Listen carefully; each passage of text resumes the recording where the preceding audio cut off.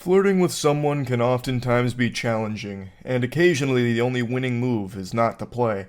Sometimes it's best just to spam emotes and see how that goes.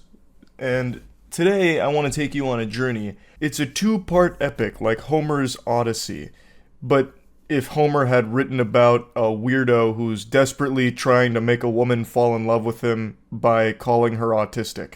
Now, the backstory here, I'll go ahead and give you the cliff notes of the prequel.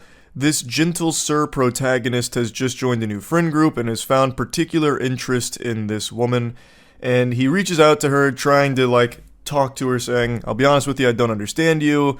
And then he just goes on to say that she's quiet and he doesn't know anything about her other than she likes potatoes in the town of Salem. And that he just laments that he just doesn't know anything about her and she doesn't make eye contact with him.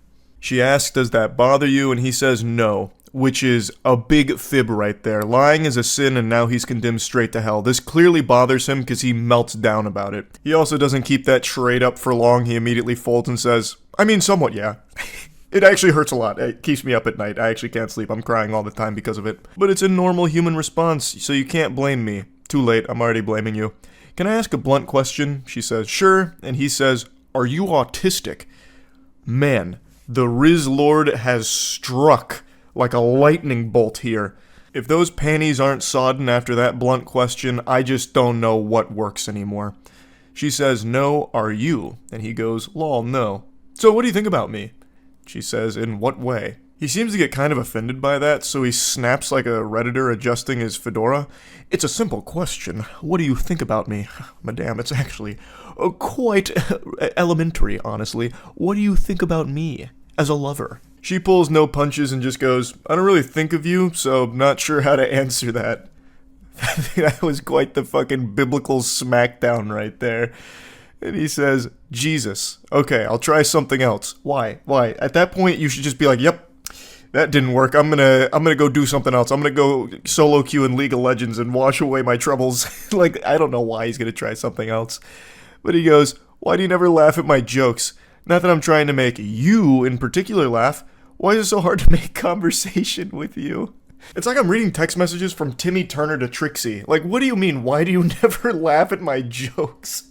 I wonder what the dynamic of the friend group is like with this guy in there. Does he try to be like the class clown or something? So, for context, she is 23 years old, he is 24 years old, and I imagine the rest of the friend group is in that early 20s ballpark. So these aren't children, these are adults. And he's like, why do you never laugh at my jokes? I told you to pull my finger and I tooted.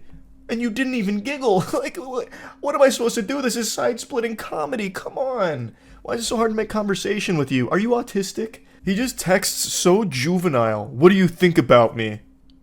Do you like me? Circle yes or no. Or you're autistic. And then he runs away. She responds saying, I'm more of a listener. Don't take it personal. I'm just shy, I guess. And then he immediately takes it personal. There's gotta be a reason. I'm better looking and more successful than 90% of the men you know. So what's your type?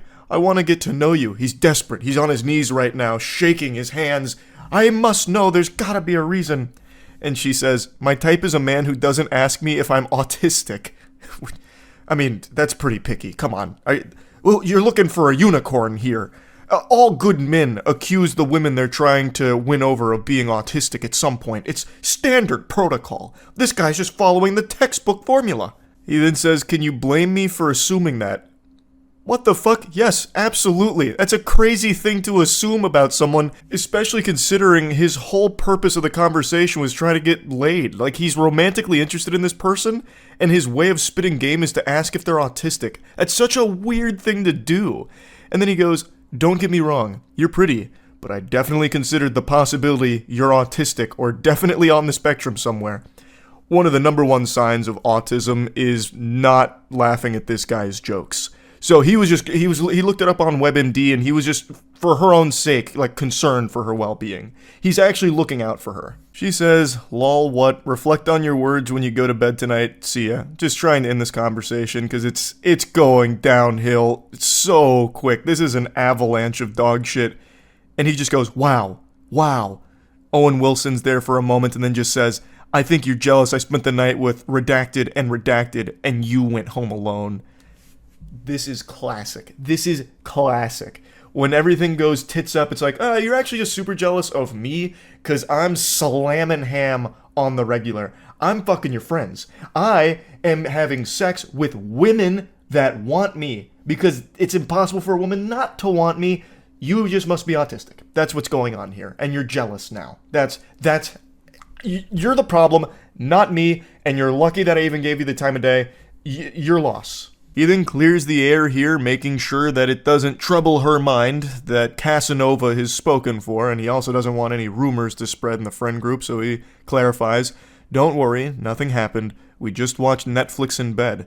No need to be jealous," and then drop this emoji. I have a hunch she really wasn't jealous. Just a guess. She doesn't seem interested.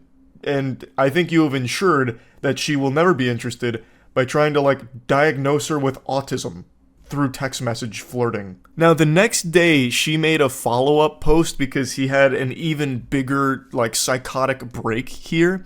So that was all part 1. Part 2, he comes back bigger and badder than ever here. The sequel went insano style. So he texts her saying, "What's your problem? Is this some sort of trauma response?" Crying, laughing emoji, which I don't think there was any laughing, just crying behind the phone on this one. "I just don't get it," blank, using her name. "I've known you since March 12th, and for whatever God knows what reason, you decide to treat me like complete shit. You hug Redacted and Redacted, but not me. You share a couch with Redacted, but when I join, you get up and leave. Do you think I'm fucking stupid? Or blind? Or what? The fuck did I ever do to you? I'm pissed off because you're clueless and extremely oblivious to the point you don't appreciate a good thing when it's directly in your face." What the hell is even that, brother? A good thing when it's directly in your face? The only thing that's directly in her face is your accusations that she might be autistic. What are you talking about? You're LARPing as her, doctor, and nothing else. Even just setting aside the baffling autism accusations, there's no even semblance of romance behind his texts. They're just aggressive. And nothing beyond that. They're just weird. So I don't know why he's thinking that he's doing such a good job with the game that she should be enamored with him. But then he just goes, "I just, period, don't, period, get, period, it, period." Goes full-blown rock bottom. "I just don't get it. Help me understand her name." He keeps repeating her name. So he just keeps saying it over and over again. Just saying her name in these texts. And she just says, "Lol, what?" She says, "Are you fighting yourself right now? Am I involved in this argument?" Man, she is just absolutely slapping this guy. It's so good. Yeah, I mean, this guy's just fighting his inner demons here. This man's battling ghosts in the paranormal dimension. He says, "This is all about you," her name. "Stop acting so obtuse. You may not be autistic, but you sure act like you're into trains or some shit." I don't know what is going on in his fucking frontal lobe here. It just gets worse and worse. She says, "LMAO, why do you keep saying my name? Trains are cool. Is there some unresolved childhood trauma I need to know about? Because what the fuck is your problem? I can help you out if that's the case, but you have to let me take the first step and stop being so guarded all the damn time. It's impossible to get through to you." Why would you be asking about these things? If there's some childhood trauma, I need to know about it. Also, let's just go ahead and assume she's like, "You know what, there is some childhood trauma," and then she, spills her guts to him. This would be, the worst person to confide anything in. This is a guy who's already having a conniption because she doesn't laugh at his jokes and doesn't make eye contact enough with him. I highly doubt he would be a good confidant for anything heavy. This guy would immediately be like, "Ugh, well, childhood trauma, it's another symptom of autism. It's ridiculous. You're lucky you have me around, honestly." Says her name again, which is so creepy. He just keeps throwing her name into every message he sends as if it's some kind of, dramatic moment in a television series. "Please, I know you hear it all the time, but you're very pretty. I like you when you're not acting like an autistic, frigid bitch. Respectfully." Hey, that silver tongue's coming out in full effect right now. He's becoming irresistible. March 12th, and I haven't proven myself enough to you yet. Real quick, March 12th is not that long. It's not like you've fucking known her your whole life or anything. Like, what are you expecting to do in this span of time to make her fall in love with you? What do you mean you haven't proven yourself enough to her yet? What are you trying to do, like backflips and shit? Do you just keep trying to tell, like, the worst jokes imaginable, hoping to get some kind of pity giggle out of her? Like, it's so incomprehensible. He thinks that it's been such a long time. You've been single all this time. Ages. Almost 2 months you've been single. Like, it's crazy. It doesn't make sense. It doesn't compute. It's extremely suspicious, actually.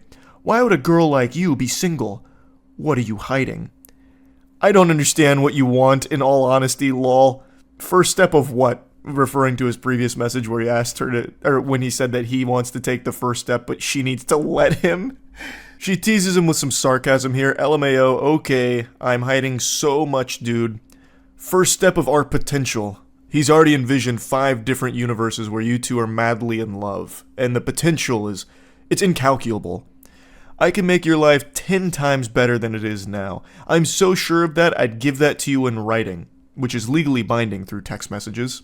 You're beautiful, her name again, and I'm what you want in a guy, correct? Incorrect. Where did he even get that assumption from? I'm exactly what you want in a guy, right? The one who just keeps accusing you of being autistic? That's what you're looking for, isn't it? No? Well, I guess you have some unresolved childhood trauma then, and you're just a frigid bitch, I suppose. And then he just says, you're joking. You're performing. He can't accept that she wouldn't be interested in him. You're putting on a teach me a lesson or something stupid, lol. I don't for a second believe you. Her name again. What does that mean? You're putting on a teach me a lesson? What is that? I don't understand. That doesn't make any sense. I don't have to date you just because you find me physically attractive. That's like consent 101. Believe what you want. Don't forget, I'm suspicious. Yeah, you are, because there's no way you're single. You either have a severe mental disorder or asexual. And she says, so anyone who's not into you falls under that category, LMAO. Interesting. I love so many things about you. Her name again. The way that his mind is able to switch gears is pretty impressive here. You must have a severe mental disorder. I love so many things about you, schnookums. Oh, sweet pea. Oh my goodness, I just want to cuddle up inside you and let our bodies perform fucking friction on each other till we start a fire with our love. Genuinely, I love you as a friend, and I love you as a person. I want to make you smile. Smile emoji. That's so cringe. Oh, that's so fucking bad. I want to make you smile. Like this. See Exhibit A, for example. It's the smiling emoji with a little blush. Oh... He's trying to be mushy here after insulting her, doing nothing but insulting her for the entire, 2-day conversation. What's your height, by the way? All of my exes have been 5'9 plus, so taller than you, Winky. But you have gorgeous eyes and tasty lips for sure. You look healthy. You make me want to become a daddy. Who took his phone? Who did he just give his phone to? This can't be the same guy. This is full-blown Jekyll and Hyde. It cannot be the fucking same guy. Literally, the previous message before he tried this approach was saying that she must have some kind of severe mental disorder or be asexual because she's still single after 2 months. Oh boy. Jiminy Christmas. So, this is going to be a shocker, but that's the last time they communicated, at least as of right now. She shared the text messages with the rest of the friend group, and they found him to be extremely obnoxious and creepy, so apparently they kicked him out and they don't really talk to him. Can't imagine why. Seems like such a good, stable individual, I suppose. Yeah, I just wanted to share this a little bit. If you're going to try and flirt with someone, maybe don't follow this guy's roadmap. Not very effective. That's about it. So yeah. Hey, it's been a little while since I've gone over some unhinged text messages. I had the itch, so it's time to scratch it. The backstory to this fairy tale isn't your standard affair. This is 2 strangers that got stuck in an elevator for about an hour. He eventually asked for her number, and she gave it to him because he didn't give her any weird vibes, no heebie-jeebies. It wasn't like something out of that dog shit horror movie Devil with the elevator or anything. So they started talking through text, and it led to this alarming exchange. He said, "How are you doing today?" She says, "I'm good, thanks, just went for an early morning swim." And then he starts to show his hand a bit. "I'd love to see that. Can I tell you something?" And she's getting suspicious. She's a little on edge here. Yeah. I admit, I was nervous being confined to such a small space with a beautiful woman. And she goes, okay, I don't know what to say to that, lol. And he just continues like it's a war story. I feel like I can see him lighting up a cigar as he's saying these things. The mind wanders. You're lucky you got trapped with a good guy. And she's confused, saying, what does that even mean?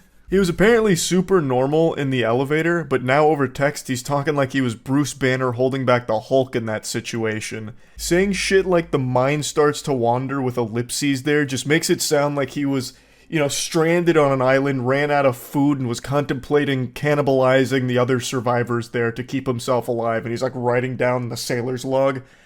It's too much for me to bear right now. My mind, it starts to wander. I'm losing myself on this island. I'm going to slit the throat of the former captain and feed on his insides. Lord help us all.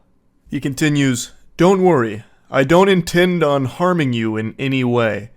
Which is a very reassuring thing to hear out of the blue. Listen, ma'am, I'm not approaching you with violent intent. I want to make that clear right now. I know you may have had it in your head that I was going to kill you. I want to put your mind at ease. I was never even contemplating murder. Or rape, for that matter. I was simply explaining that any warm-blooded male would be tested in that situation. Dude's trying to explain this like he's John Madden here. Appreciate the breakdown though, Reddit mod. Any warm-blooded male would be tested in that situation? What do you think would have happened? Like, the elevator malfunctions, you're stuck in there for a little bit, and what, he's just gonna turn into some kind of feral beast that's gonna be tearing her limb from limb like a wild animal? Just the instant the elevator stops moving, just something goes awry in the male brain, and they turn into the Tasmanian devil, making, like, Jujutsu Kaisen cursed spirit sounds as they charge at the woman that's stuck in there with them. But luckily, she was trapped in there with a good guy. Not like those other red-blooded males or cold-blooded male. What did he say? Hemoglobin-blooded males? What? I've already fucking forgot. But he's just being chivalrous here and reminding her how lucky she was, all the stars aligned, to put her in the perfect position to be stuck on an elevator with a stranger that's as gentle and as nice as this guy, who had no intentions of harming her in any way whatsoever.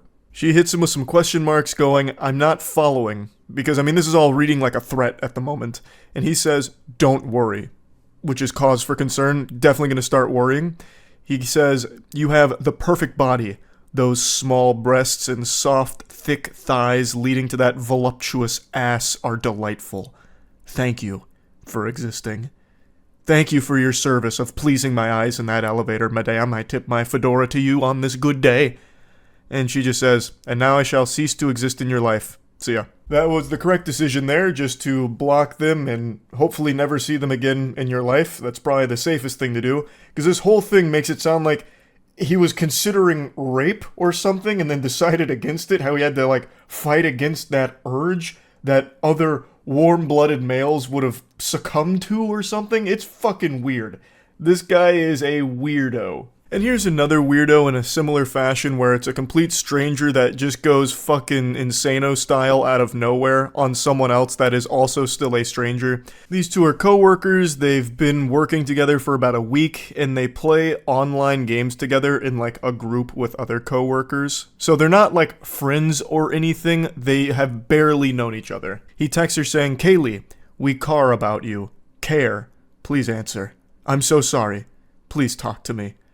Now, I want to be clear, this is one person saying this, so I don't know why he's saying, we care about you. This is some Schmeagle shit with my precious. We got Gollum coming in right now. And she says, it's okay, I'm not mad. And he goes, please just talk to me. I cared about you. Still do. And she says, thanks, you too, dude. He continues to spiral. Why are you acting like that? I'm here for you, no matter what. Can we just talk on the phone? Just you and me? He's throwing up the desperate full court shot here to try and get the buzzer beater to win the game. I don't know what he would expect here. Obviously, she's not going to take that call. You don't know each other, and you're already being, obsessive. That was never in the cards. But let's assume she did. What were you planning on saying to her? Yes, milady, thank you so much for accepting my call. I love you. When can we fuck? Honestly, you're creeping me out. I've known you for 1 day at most. Stop. If that's how you see it, then fine. I really cared. That's how the world sees it. That's how time works. Like, you haven't known each other for long at all. It's like there's only one way of seeing it, and it's that you guys don't know each other at all. You're acting like we're best friends, and I've only known you for what, a week? This is extremely weird behavior that I won't deal with. It's okay. I'll find someone redacted. At least she's nice to me. Which is another one of their coworkers that he's now mentioning. Also, the poster here said that she mentioned to that coworker that he name dropped there about his weird behavior just to keep her in the loop because this guy seems fucking unwell. And she replies, "Nah, what are you talking about? I was never interested in you." Okay, fair. She was way better. Nice, at least. I was so nice to you and was even open to us. Which I don't really know what that means. Like, what does he, like, trauma dump on her while they're playing games together in ARAM? Like, I don't know. What does that mean? Open to us? Or like maybe he was open to being us, like a unit, a relationship perhaps. Man, that's generous. He was even open to dating her. Wow, he really was such a fucking gentle sir. I can least admit that I cared at one point. I don't want to fucking fight. Neither does she. She doesn't want to talk to you, like, in general. He's just making it sound like they're already in a relationship going through a problem, even though they are complete strangers to one another. I'm telling you to leave me alone, so leave me alone. And he just keeps saying, I cared about you, dude, like, seriously. Everyone can tell you cared. You are obsessed. You are legitimately enamored with a complete stranger and being creepy about it. Everyone knows that's not something that's a good thing to be saying so much here. I will go to blank and report you. I don't fucking know you. I cared. It's weird pretending to be strangers, but honestly, fuck you. They can fire me. I have a better job for $26 an hour. That's how all of these go. You know what? I don't care. I never liked you anyway. You were gross and yucky anyway. You were poopy. You stink. Big stink. I don't like you anyway. You were lucky I was ever even talking to you. They can fire me. I have a better job anyway at $26 an hour. In fucking Narnia. My other job's so much better. Let them fire me. Tell them. Get me in trouble. I actually want it. So I can go to my other job full time and leave you behind. I'm happy you're there anyway. I cared. My only crime was I cared. I love how he says it's weird pretending to be strangers when they are strangers. She's not pretending. Like, that's just the reality of the situation. Not like the delusional thing that he's married himself to in his mind. They are strangers. But yeah, anyway, just wanted to talk about these because they had me giggling a little bit today. That's really about it. So yeah. If you're in a relationship right now, I hope this doesn't ruin it for you, but you may never look at your partner the same because they're just not going to match up to this Adonis I'm about to show you. The self-described 0.5% boyfriend on the planet. He's pretty much everything you could ever want in a partner, and we get to see that firsthand as he brags to his ex about all of the matches he's getting on Hinge. So the background is, these two were dating. He is apparently a doctor, she's a nurse, they broke up. I can't imagine why with the way he talks in these text messages. He seems like a very secure, stable individual. So, I don't know what the conversation was that was preceding this, but he says, if you are even thinking it, I'm down for an open relationship. You and I can do whatever we want. I'll probably sleep with someone before January anyway. The benevolent saint read her mind, knew that she was thinking like, I kind of want to still fuck this guy. So he let her know right up front that he's definitely still down for that, but he's going to have to pencil her in around this upcoming coitus session that's going to happen before January, no doubt. Like I said, I don't know what the conversation was that preceded it, but it was probably some shit like, hey, can you come collect your stuff? And he's like, listen. I know what you're thinking. And the answer is yes. I will still fuck you in this open relationship that you desperately want us to be in. I'm okay with that. I'll make that sacrifice. She rejects that generous offer, saying she's looking for a boyfriend. He says, okay, offer stands. Immaculate business acumen, letting her know that the offer is still on the table when she comes to her senses. Always down to clap cheeks and get head. Speaking like Duke Nukem out here. I came to be a weirdo loser to my ex and chew bubblegum, and I'm all out of gum. And then he just for some reason throws this in there. This is out of control. 14 convos, day 1 of Hinge. Oh, you can just taste the tears.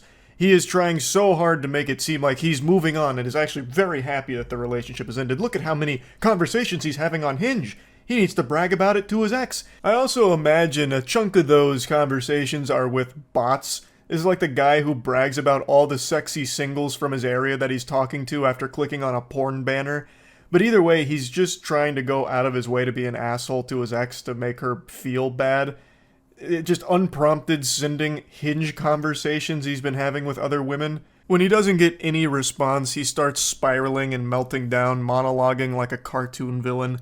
I mean, obviously most of these girls would be an upgrade, so why would I get back with a broke girl who isn't even close to finishing school? You pushed me into something better.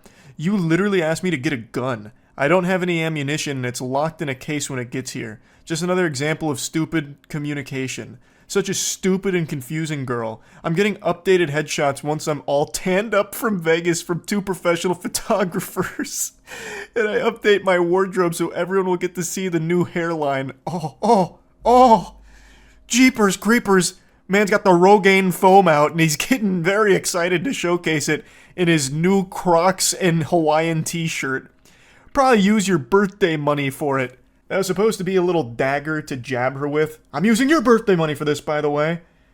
Brother, the relationship's over. I doubt she really cares what you use it for. Go ballistic, man. If you want to keep spamming minoxidil on your Tommy Pickles head, go crazy. Also, like clockwork with every single meltdown, it's always, well, I was actually like settling for you. You're like super beneath me. You're broke, and everyone I'm meeting on Hinge is clearly an upgrade. You actually, this was like the best thing that's ever happened to me, and I cannot stop smiling about it because now look at all of these upgrades that I'm getting on Hinge from you.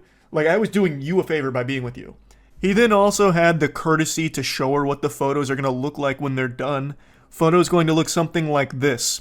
I want to take some photos together as well at a festival and some action shots doing hobbies. It's going to be fun and likely boost my profile even more. I'm already overwhelmed though. Right now I've got a serious case of stick-it-to-the-man-neosis from just getting too much pussy, but I'd like to elevate my profile a bit more so I can reach challenger rank on Hinge. He then just sends some random photos of dudes he saw on Google Images, typing in things like man on bike and stuff like that, and he just sends those randomly. There's no doubt in my mind he didn't actually plan any photography sessions. He just wanted some shit here to like brag about, kind of like, look at how much better I'm doing. Check out these like new photos I'm going to be doing. Like I'm going to be riding a bike. These action shots of me doing my hobbies of undressing anime figurines, they're going to go crazy on Hinge and people are going to love them. Honestly, my ultimate goal is to find someone with an impressive career who comes from a good family. That's something I really missed with you and stressed me out. I want my children to aspire to be great and your family reeks with complacency. Who asked? This man's just fucking vomiting all the spaghetti in his brain here. He's just fucking dumping nonsense. Who is asking you what your goals are? Nobody cares. Hypergamy is real. Women with great careers don't want partners who are less educated or make less money. I'm in the top 0.5%, so it puts me in an elite group when I finish. I really want to see what I can find once I beef things up on the profile. 70% of people nowadays meet each other online. He's got the stats, and the stats say that he should be happy, so he is happy. He's super happy because he's the 0.5% in an elite group of boyfriend material. So you know he's happy. You can tell he is just beaming with enthusiasm, with joy. It's the holly jolly season, and he is feeling the spirit. He just keeps going on and on. I'll just date for fun until someone comes along worth marrying, kind of like what I did with you. Literally pages of glizzy gobblers. I'm the MIDI king. Oh man, he's slaying. Yeah, he's putting in the work right now. You can just see it. Calling them glizzy gobblers and MIDI. He keeps referring to all of his matches as MIDI. He's actively just putting down all of the women that find him attractive. Like, he doesn't even find them good looking. I think he just swiped right on every single person with a pulse on Hinge over a 24-hour period and managed to get 14 matches. And now he's just calling himself the MIDI king. At least these middies won't give me such a headache like you did, won't lie to me about everything and manipulate me into getting a gun and then tell me they think I'm going to shoot them. You are the insane one, walking red flag. He comes across as a pretty sane guy, so if he's calling someone insane, you know that holds water. There's no red flags I've picked up on here yet from this guy. I would never marry a woman like you. Fakest person I know. The whole sweet girl thing is such a facade. Your family knows the angry, manipulative, stubborn bitch you are on the inside. Like I said, I don't want you back. I want to date these girls and have fun until I meet someone worth marrying. But always down to fuck you and get head.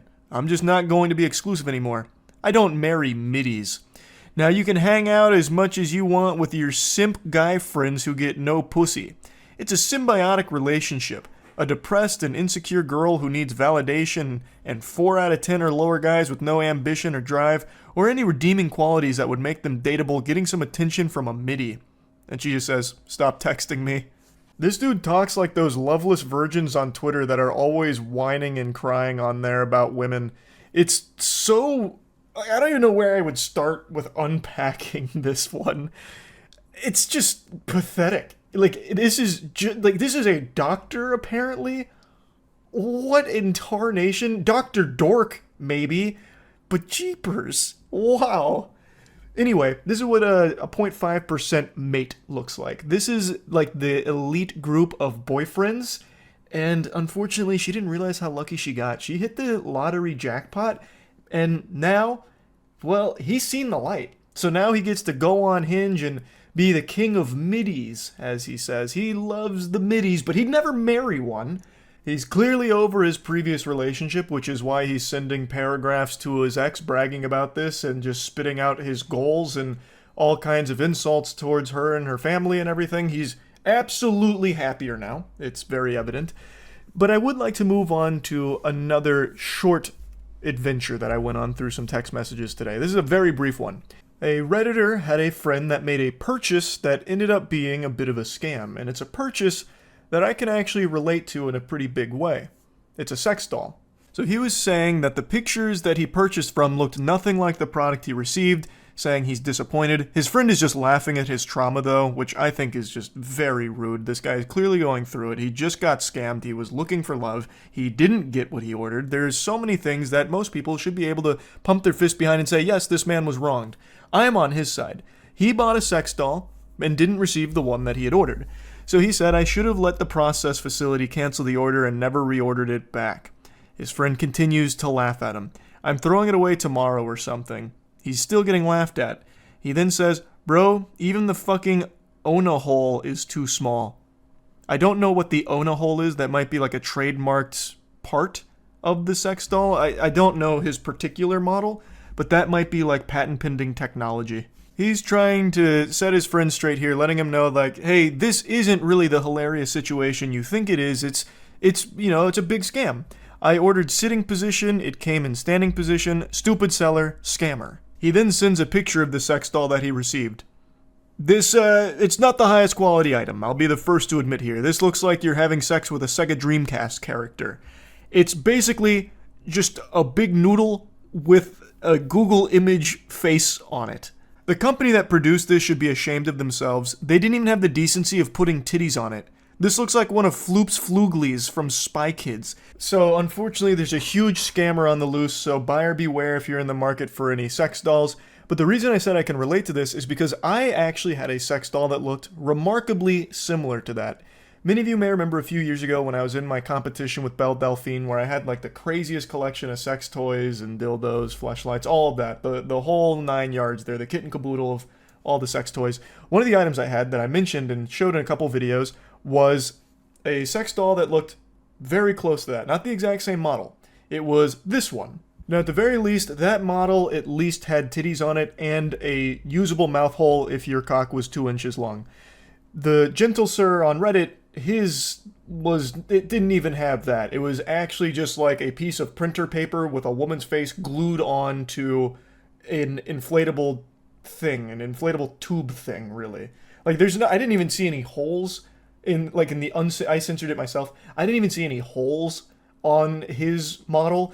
The one I had at least did have all of that, but you would be a damn fool to try and fuck it, because that sex doll I had, it was like made out of broken glass. It was like the sharpest material ever. If you did put your cock in it, it wasn't coming out in one piece. It'd be sliced and diced. It'd be like sticking your cock in a wood chipper. It was completely unusable for that purpose, which is why I had it as kind of like a background object where I put like a shirt on her. Now, God rest her soul, she's no longer with us, unfortunately. She melted at the warehouse, as did most of my collection of sex toys, because the Florida heat was not kind to them in an unventilated building. They didn't appreciate that very much, so pretty much everything melted.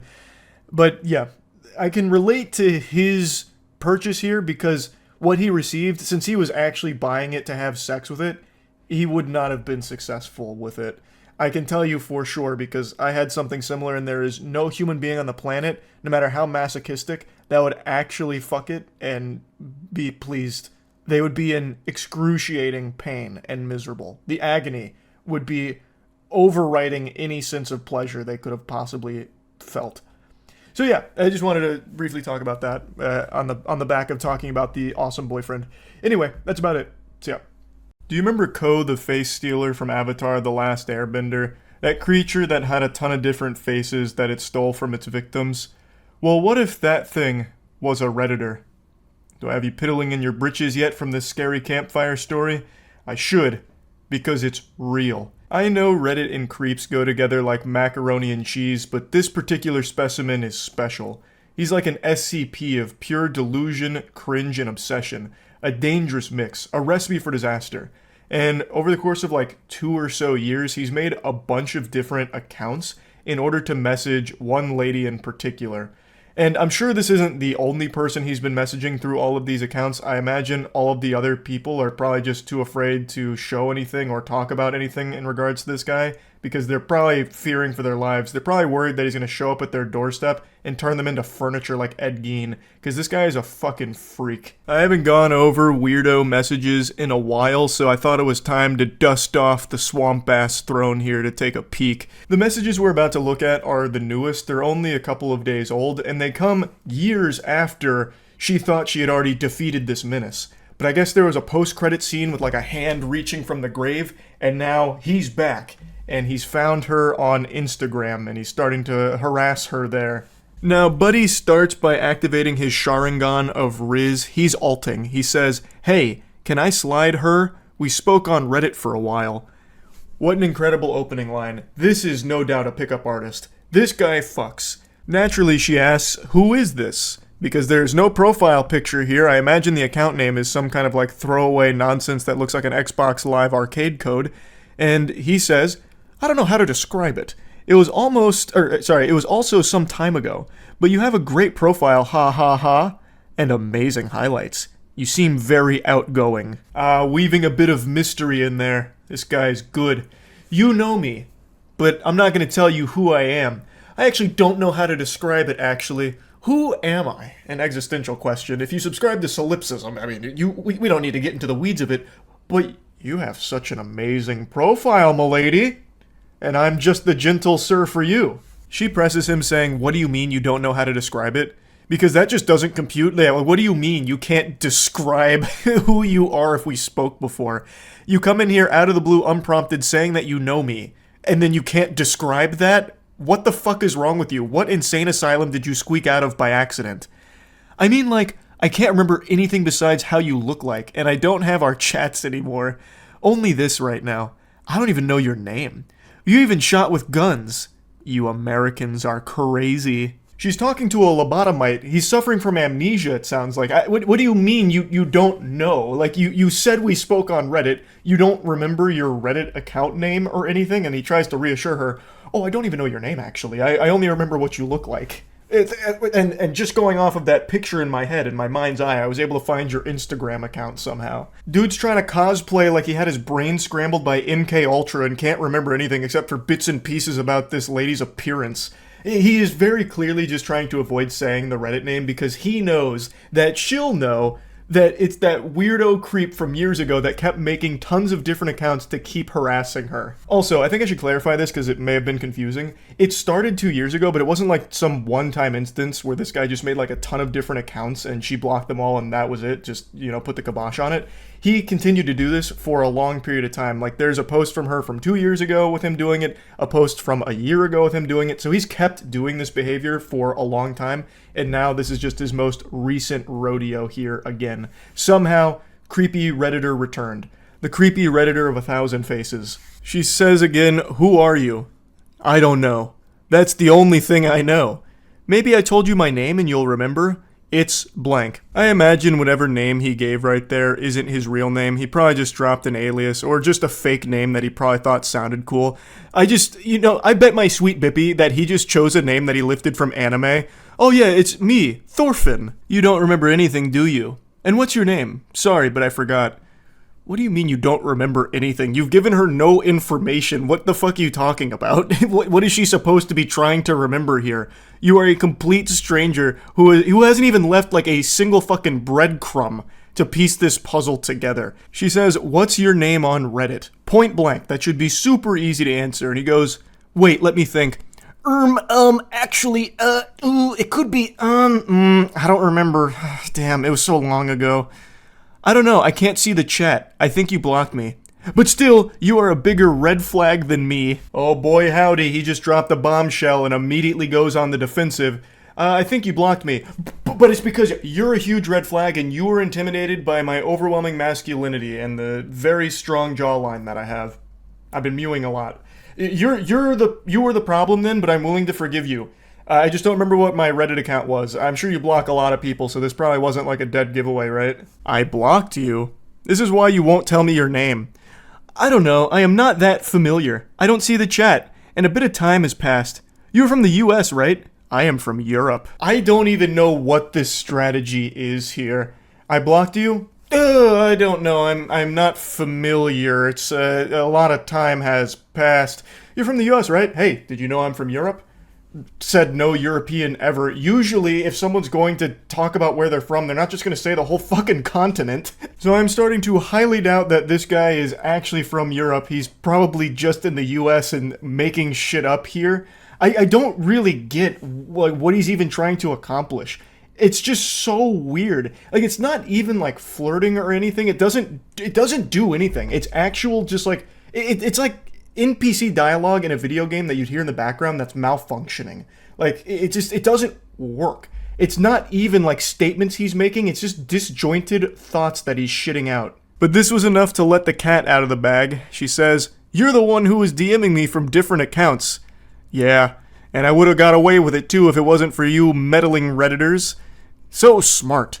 But I can't see the chats anymore. Hopefully you are not creeped out or something. I am sorry. But you have an insane memory, especially if you have to read so much lol.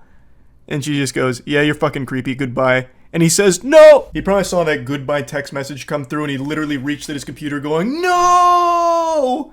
Like some kind of dramatic death scene in a movie.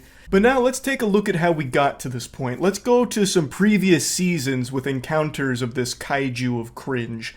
We'll go all the way back to the beginning, 2 years ago. These are the first of the sacred texts, and it actually does look like they were at least exchanging DMs before this conversation happened, before he went full mask off and showed just how weird he was. So he goes, yeah, no worries. You just have to pick the right one, haha. Did someone send you a tribute?" And she says, "What do you mean?" Now, if you've been around the cyberspace for as long as I have, you immediately know what he's talking about. He's talking about a cum tribute. That's something that only the most deplorable of degenerates engage in, where they come on someone's picture, or they even do it to figurines too, where they put them in a jar and then come on it, or sometimes they don't even use the jar. They go no props, they just do it raw. And that is what he is talking to her about here. This guy is so brain rotted that in the middle of like what seems to be some kind of conversation between these two, he starts talking about cum tributing to her. Like a cum tribute to your selfies. Just talking about it so casually, like this is a normal thing that normal, sane people do. What are you talking about? I don't know, I could expect it from Redditors. I love that he tries to talk down on Redditors. He is literally like the quintessential Redditor that people make fun of. I'm so confused. What are you talking about? Like coming to your selfie and sending it to you. Or was that too much? Why would you even say that? Boredom, I guess? That's dangerous. I don't know. I finished studying and I am waiting until I meet friends of mine. He is trying so hard not to seem like a fucking loser, so at the end he's like, oh, I don't know, like something Redditors would do. I'm not like one of them. I'm just kind of bored, I was studying and now I'm waiting for my friends to come over. I got like 50 friends coming over because they wanted to hang out and like smoke cigarettes with me and shit because like that's kind of what we do, and then maybe I'll end up having a threesome tonight, but I kind of just want to talk to you about all this splooge news, you know what I mean? But yeah, I'm just kind of hanging out is all. Now, apparently she blocked him after that. I can't imagine why. And he was just as perplexed as I am. His confusion was so strong that he made a new account to message her again and try and get to the bottom of this mystery. Come on. And then I think he says her name there. Like, I'm not doing anything, just being high. Like, come on, you can't get mad at him just for being high and talking about cum tributes. Like, what the fuck? Like, come on, I have a soul. Are you serious? You text me from a new account? You're the creepiest person I've met on here. Seriously.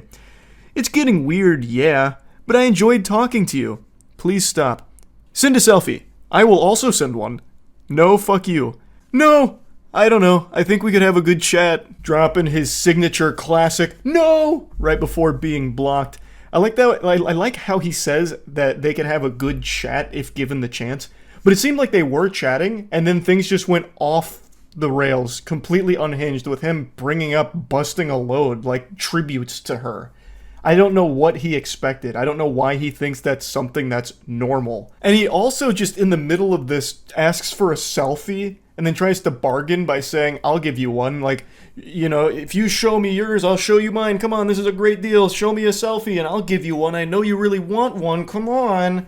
Like it's some kind of gift. It's not like she's asking for a selfie. Nobody wants that. And there's no doubt in my mind he was just going to send some random person's picture. He probably would have chosen like Henry Cavill, like, surprise, it's been me, Henry Cavill, this whole time. Don't you feel silly for blocking me on the other account? All right, now let's talk seriously. Because this guy's probably like, I think he's probably on the much older side of things, just judging by the way he talks. And he has just been so poisoned by being just glued to Reddit that certain things on there, like tributes, he thinks are like normal things that younger people do. So after a couple blocks, he sends another one here from a new account, and it says, okay, will we talk if I send a selfie? Please, I want to prove to you that I am a 20-year-old chilled dude, actually also a romantic. And are you actually doing fitness? Answer this and I will send you a selfie. Nobody fucking wants a selfie. It's not a reward, it's a punishment, it's a goddamn curse, and he keeps saying it. Like, look, if you just answer these questions like, are you into fitness? I'll send you a selfie. You've been begging for one. I'll do it. And please send me one. Come on, it's that easy. He just keeps mentioning that he'll send a selfie. Like, will we talk if I send one? Will this get you to finally open up to me? Fine, I'll give in and send you one of these, I suppose. Fuck, man, it's so weird. This dude's made a ton of accounts just to keep doing this to this person. And again, I imagine many others, but this is the only text from him that I can find thus far. It's so creepy. I always just find it fascinating how someone like him can exist. You can read these. Like, he's seeing the same messages we are, but to him, it's fine, and she's in the wrong. He even calls her a big red flag. It's fucked up. But yeah, I wanted to talk about this a little bit. Been a while since we checked out some classic creepy messages, and that's about it. See ya. It's been a little while since I've gone over some text messages, and I still giggle at them to myself from time to time, but there hasn't been anything truly interesting that's come across my desk until today. This one gave me a big ol' hoot and a holler here as it aims to tackle the age-old question, how long should you wait after connecting with a human being to graduate from text messages to phone calls? For this one brave soul, that was about an hour. And the results were not optimal, to say the least. This fairy tale starts the way that all the good ones do. They matched on a dating app about an hour ago, and then he reaches out saying hello, and then tries to call them. She responds by saying, hey, smiley face, I'm watching a movie with my parents right now. I'll be able to call in a bit. I'm sorry. She seems super sweet, giving an explanation and even offering an apology for not being able to hop on the hotline right away. And it's not like she owed him an explanation or an apology, it was just a nice gesture. It's a very awful idea to try and call someone that you just met an hour ago. You only became aware of each other's existence like less than 60 minutes ago. He tries to grit his teeth and bear it, but the pain is too much. He says, "Oh, okay." And it comes across pretty sad. I don't know if he actually was sad here, but it seems to me like I can feel him looking down at the ground while he types that and like kicking some dirt. And I think she picked up on that because she issues another apology, but then says, "How's your night going?" So she's trying to at least make a conversation out of this, so she seems interested. He goes, "No, it's okay. I'm excited to hear your voice though. Maybe send me pics of you? Mine is okay. I'm just chillin'." To me, it sounds like he's fishing for some sacred nudies here. I believe that he's probably in Coomer mode right now. His dick is in DEFCON 5, and now he's requesting some pics. I imagine if she did answer that phone call, it would have just been heavy breathing into it. Like something out of a horror movie. The phone calls coming from inside the house. But maybe I'm wrong. Maybe this is just a guy who really enjoys talking over the phone and getting some pictures of the person he's talking to over the other end. Totally innocent pictures. Surprisingly, she doesn't seem creeped out by that. She says, "Oh, that's cute. I'm excited to hear yours too. And yeah, of course, I'll send some pics right now." Which is not the response I thought that would garner. I would have expected some kind of ickiness to it and maybe a question about, like, why? I mean, we've known each other less than 60 minutes. You can just scroll my fucking online dating profile to see some pics of me. His response to her is just, "Okay, cool." This guy is just very concise, matter of fact. She says, "For the pics, do you want like recent ones? Because I have a ton ranging from like 2 weeks ago to like 4 years." He says, "Yes, but any," frowny face, and then winky frowny face. Every bone in my body is telling me that this dude is absolutely looking for some titty pics. He's looking for some honkers or something here. He's not looking for just like your normal Facebook photos or something you'd post on your Instagram story. He's not looking for you at the movies or something from 2 weeks ago seeing the Winnie the Pooh horror film. He's looking for ass and titties. That's my guess here, especially with like the winky frowny. I don't know why he's frowning so much. I'm not really sure. Maybe that's like an accident. Maybe you want to do like a winky face with a smile. But for some reason, he just keeps accidentally sending frowning faces, including like a winking frown face, which I've never seen before. I don't know how you even like sad wink at something to begin with either. I don't know, just it seems like conflicting emotions there. He then calls her twice within 20 minutes and says, "Hello, upset. I'm waiting, lol." This guy types like he's playing a MOBA. Like he's typing as quickly as possible just to convey the bare minimum amount of information. Upset. Hello? Okay, cool. Frowny. Winky frowny. Like it's just very basic shit here. He's not actually even having a conversation. It's weird. Yet he keeps really wanting to talk on the phone. I don't know what would have happened if she answered some of these calls. Like maybe he'd just fart into it and hang up while giggling. Perhaps, I don't know, like a big prank call? A huge ruse? Anyway, after 2 more failed calls, she says, "Hey, sorry, I just finished the movie. I wasn't looking at my phone, but I apologize that you're upset, but I just want to be straightforward with you since you were with me. I'm not like a very clingy person, and I'm kind of getting that vibe already, you know?" And he goes, "No, I just wanted to talk. You can answer, or call back." Completely missing the point of what she was saying, just insistent on having this phone call here. It's worse than a telemarketer. This guy just cold turkey calls her out of the blue. She doesn't answer, even issues an apology for not answering, which she didn't owe him, and he is still hung up on that and won't take any new information in. His brain is flooded with one idea. He can only hold one thought in his mind at any time, and right now that thought is, want to talk on phone. Upset if no talk on phone. So he's just stuck in that mode. So she goes, "No, I get that. I just like taking things slow if that's okay." And he says, "Are you scared of connection? You can't talk without thinking it's too fast. Just call Jeez Louise." I have to wonder if she's communicating with a 13-year-old. Jeez Louise? You're dropping Jeez Louise in 2024? This is not what the Lord died for. Are you kidding me with this? Is this some kind of joke? Get out of town. A Jeez Louise in this day and age? He then goes, "I could literally call right now. It's so easy. I don't like being ignored." No shit, it's easy to call, but why do you want to do that? And why won't you take no for an answer? You've known each other less than an hour. You don't even know each other. You just both had like a Metal Gear Solid ping that made you alerted that this other person existed, and now you're talking through Snapchat. This actually might be a toddler, maybe the person that she matched with through Tinder or whatever the online dating app was, maybe they went to an Easter celebration with family and then their little nephew got a hold of the iPad and then just started talking to some of his contacts, and this lady was one of those victims here. So she's actually just communicating with a legitimate diaper-shitting, milk-snorting little kid. Because no adult, I feel like, communicates this way.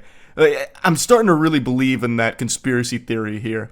But anyway, she responds, "Of course not, but I like to take things slow. I'm sorry. Please respect that I'm trying to be as cordial as possible. I haven't had the best experiences in the past." That's in response to the "Are you scared of connection" line that he drops here. Like he's out of some kind of bad Hallmark movie, or The Young and the Restless. Because she won't accept his random fucking phone calls here. And then in response, he tries to call her again. She says, "I would like to just text maybe until I'm more comfortable." And his response is, "I'm S." And then an audio message. I have to wonder, that's got to be like the worst 26 seconds a microphone has ever recorded. I can only imagine what his voice sounds like. I'm imagining like squealing, high-pitched, nasally, like almost shatter glass level of an opera singer, like with that very high note, but throughout the entire 26 minutes. I also wonder what he was trying to say. I'm S. Maybe that's some kind of code that needs to be deciphered here. I'm serious, perhaps? I'm shitting? I'm silly? I have no idea. But anyway, she then takes a screenshot of the chat, and then he dumps a screenshot. He then follows that up by saying right at the top, and then tries to call her once again, just continuing to poke her here. He says, "Just wonder, answer." Maybe he's like actually overdosing right now, and he's trying to beg her to call the police to get them over there to save his life. I have no idea what's happening to his brain. It's turning to mush right before our eyes. Like he's getting hit by a stupid beam, and we're watching him fade away. She says, "I don't really know what to say. I feel like I'm being backed into a corner right now." He says, "Stop typing," and then calls her again, which of course she doesn't respond to, and then says, "OMG," drops another 26-second audio message, which is interesting that it's the exact same amount of time. I wonder if it's just the same message he dropped again. I'm not really sure. I also wonder what he said during that, to be honest. But anyway, he then says, "Bye, little baby." Oh, the heebie-jeebies. I'm getting them. Jinkies. Oh, good. Bye, little baby. Oh, yuck. And then she just says, "Can you please respect my boundaries? I apologize that I said I'd call earlier. I got nervous and I would feel more comfortable texting. If calling is more your thing when you first meet someone, then maybe we just aren't the best match. I wish you luck. Maybe we can try again tomorrow. I'm going to take a shower and head to bed. Good night." I don't know why she would even try and say, like, maybe we can try again tomorrow. She should have just not responded at all, because this guy is unhinged. This is just an absolute weirdo, and there's no salvaging this. Maybe she was a little fearful of, like, what this guy might do, perhaps, which is a very legitimate fear, so it's best to, like, cushion the blow. But even still, this guy is fucking weird. He then just says, "No," like a defeated Power Rangers villain. Because that boundary is silly. I don't care. I'm of interested anymore. Bye. Not. So he's saying, I'm not interested anymore. So because she wouldn't talk on the phone, he's no longer interested, and he thinks that boundary is silly, thus he has no respect for it. What a man. And then she says, "Okay, I apologize again. Hope you have a great night." And then he just says, "Just say bye." What a quirky little lunatic here. Impressive self-sabotage. Like, this lady seemed more than willing to communicate, like, interested in learning more about him, just didn't really want to hop on a phone call, which is super understandable since they'd only known of each other for less than an hour. She gave so many chances to just stop doing the creepy phone call routine and just text like normal people that are starting to get to know each other through, like, an online dating app. Like, you're not friends and you don't know each other at all. So why the fuck would you want to hop on a phone call first thing right away? That's overwhelming. That's a lot. That's just weird. And he just kept getting creepier and creepier. He fell apart. But anyway, yeah, I just wanted to go over this one because it had me giggling quite a bit, because geez Louise, he was off the rails. That's really about it. See ya. Speedrunning an intro here. I just learned about some of the most entertaining drama of 2024. I saw it through Evil Pineley's video covering the situation 2 weeks ago, and it is still going currently today. It's about the CEO of a parchment paper business losing his mind and having this whiny temper tantrum meltdown all because he watched a TikTok video of a girl being cooked a meal by her father. When I told my dad I was going to be getting him the same pans that Gordon Ramsay has, he was so excited. I'm talking about the hex-clad pans, and today It's a super innocent video of this girl's dad making a meal, and the CEO of parchmentpaper.com was angrier about this than he would be if he walked in on his wife having sex with another man. Though it is quite the stretch of imagination to envision this guy, this lunatic, with any kind of companionship in his life. So after watching this, he was infuriated, went on the actual company's business account, and left a mean comment, which started a series of events he couldn't have possibly foreseen. I posted a video yesterday of my dad cooking for me with these hex-clad pans that we had gotten. There was a comment on there where the person goes, "Must be tough living a life on easy mode." I also didn't think the comment was rude at first, so I responded with, "Lucky to have parents who make it possible." And they responded, "Yeah, we get it. You have no skills and family money." That's already such a weird comment right there. Must be nice living life on easy mode when it's just a girl getting cooked a meal by a caring father. Like, how bitter and miserable can your life possibly be to just see something like that and be like, I gotta give her a piece of my mind? That's a line that's usually used in reference to camming or OnlyFans or something. Must be nice living life on recruit difficulty because men are giving you a ton of money just to be hot or be naked or something. And this guy's taking that same energy and putting it into this situation where it's just a girl being cooked a meal by her father. Make it make sense. So he's so upset that he's doing this from the actual business account for parchmentpaper.com. So the Parchment Paper Patriot is really having a conniption. And then the poster responds saying, you know, it's supportive family, got lucky.